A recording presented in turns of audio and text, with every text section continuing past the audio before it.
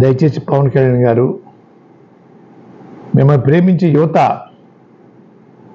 నిత్యం బూతులు పెడతా ఉన్నారు మెసేజ్ల ద్వారా. ఇది మంచి పద్ధతి కాదని నా అభిప్రాయం. మీ భాషలో పెట్టాలి అనుకుంటే పెట్టించండి, బాధపడను. దానికన్నా ఒకటి చేయండి. మా కుటుంబంలో 7 ఉన్నాం. నేను, నా భార్య, నా పెద్ద కొడుకు, చిన్న కొడుకు, కోడలు, మనవరాలు, మనవడు.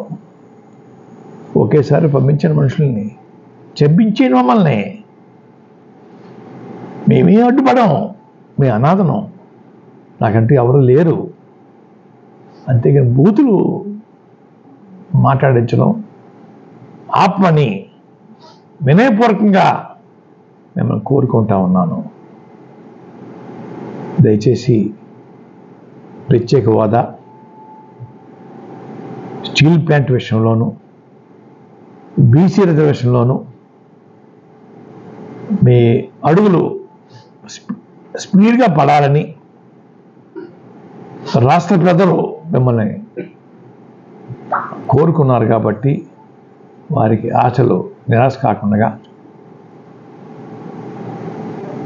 చేయమని పవన్ కళ్యాణ్ గారు చాలా చోట్ల వైసీపీకి ఓట్లేసే వారి మీద, ఇళ్ల మీద, మనుషుల మీద దాడి చేస్తూ ఉన్నారు.